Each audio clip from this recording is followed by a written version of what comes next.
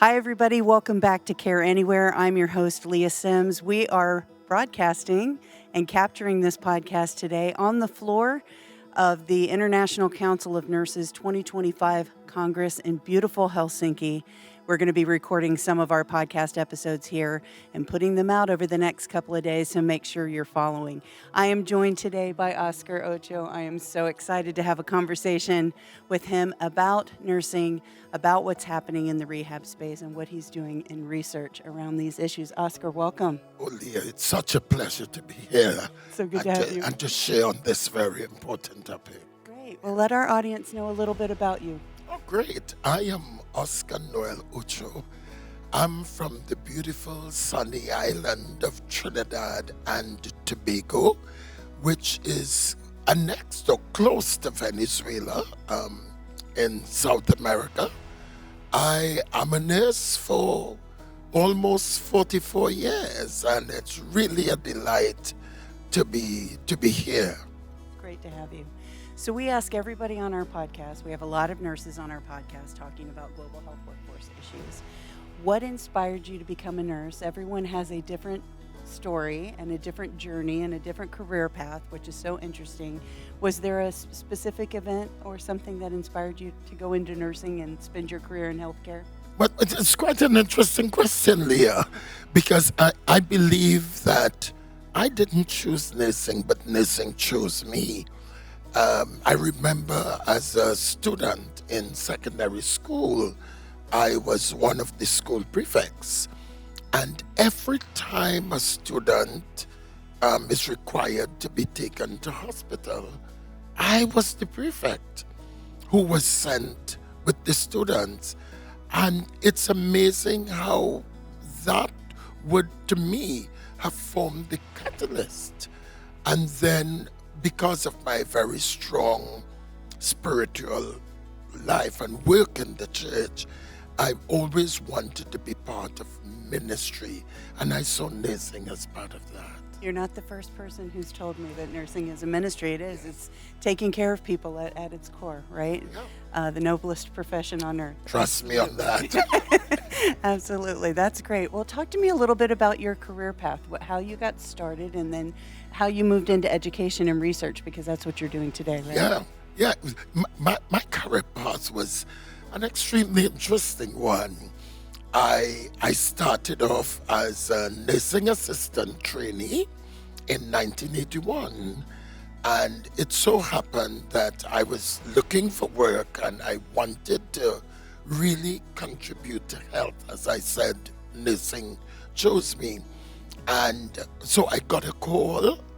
I did not have an interview, and when I asked, well, how was I selected, I was told that they had forgotten my name, they had misplaced it, and when they found it, they just slipped it in.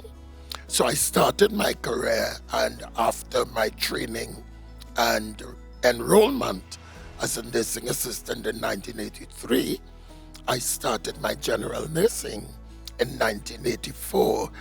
And it has to be something that they would have seen in me, that in 1987, after I qualified, in 1991, I was sent to teach in nursing education. And so I qualified myself up to the doctoral level. And so that I am very much involved now in bridging education and research, because I currently serve as the director of the University of the West Indies School of Nursing. Well, I would say teaching is another one of those noble ministries, right? Me. Pouring back into the next generation of nurses that are coming up. So that's very interesting. Let's talk about the nursing profession in Trinidad, Tobago. What are some of the challenges and opportunities that you're seeing there that are unique to your nursing profession? Right, and I believe the challenges are global in context. Yes. For one of the big issues that we are contending with is the brain drain. Yes. Because, of course, we know that we are creating quality graduates, and they are being taken up by the metropolis, the US, Canada, and the UK. And as a result, we are having not only the younger persons migrating, but we are now having the more experienced persons migrating, and that is creating a kind of quality gap as it relates to how best we could sustain quality care. We also have issues surrounding the volume of students who are being trained, because there are 3 institutions that are providing training to nurses in the region. And as a result, part of the challenge we are having is based on that volume, whether the students themselves are receiving the quality experience that they should be having. And I think part of the evidence that we are seeing is that our results are showing that our students are not being as successful as we would have known or experienced in the past when it comes to the licensing exam. And therefore, I think that will have implications for how we look at the whole issue of quality of service and quality of care that we provide to individuals. But I think the other big challenge that we are facing is the need for a number of specialties because of the changing epidemiological profile that we're experiencing in our country. Yeah. Can you give some context around what those specialties are? Yeah, well, and I think one of the areas that we really have to start looking at is rehabilitative care. And I'm glad we're having this particular podcast. It's astounding how many people in the world need rehabilitative care and don't have access to it, or have limited access. Exactly. To it. Yeah. And one of the areas that we have to look at is not rehabilitation so much from the accidents and those kinds of major trauma, but because of the growing profile of chronic non-communicable diseases, and we have so many persons who are ending up now with respiratory challenges as well as strokes as a result of these chronic diseases. We do not have any public rehabilitative service for persons with these chronic diseases. We have had one specialist center that focused on rehabilitation from accidents or those major types of accidents. But trauma. But we really need to start focusing on the greater volume of patients who will need that type of rehabilitation. Come from chronic disease. Chronic disease. Yeah. Wow. So you're doing some research in that area. Yes. Let's talk about, you mentioned 2 studies to me, I think, that you're working on right now that are specific to that space. Can you talk about those a little bit? Sure. We have a collaboration with colleagues from London South Bank University, where it is just a formative piece of work that we started doing, looking at how can we use therapy, not physical therapy, but psycho and cognitive therapy as part of the rehabilitative process. So we have had a few patients. It was about 20 patients that we selected, and we started an intervention that looked at how can we use things like cognition, using games, using charts, using colors, and to see how that is going to help individuals rehabilitate or become rehabilitated through cognitive kind of therapy. It has not had we have not seen the kind of sustained results, because what we did is that we have trained carers who are working in these homes, because most persons, when they are diagnosed, they are sent to a home and not a public health institution. And as a result, with the changing of staff the sustained impact that we are looking for, to see the trajectory as to how they move from not being able to reason, to start reasoning, has not been as sustained. But we saw some promising results. But the major challenge that some of the clients were experiencing had to do with, they felt so tired after such a short time. Right. So that becomes a challenge for us to really get the impact that we're looking for in that area. The endurance for Yes, that. yeah. I imagine. That's great. And your other study? Right. So the other study we're looking at is a current master's student that I'm supervising, and she's really looking at persons who are in adult home care and how the carers relate to those persons. What are their attitudes and behaviors towards these persons? Because very often, when persons are in those homes, we think about death and dying, and we don't think about they still have something to contribute. So looking at the whole attitudes, and that is showing some interesting things in relation to, they believe that there should be more support, they believe that there should be more information, but they also recognize that there is need for more respect. Right. For these individuals, and recognize that they are not, and they should not be left just to die because they are of old age, but that we can still do things to contribute to their health and well-being. Absolutely. And to continue to engage them, to share their lives and their life story. Absolutely. Definitely. That's wonderful. Thank you so much for sharing that. I wanted to mention to our audience, too, that you serve on an advisory council with us, supporting the rehabilitation certification process that we're engaged in. For those that don't know, we just launched in 2024 a certified global nurse rehabilitation credential and exam.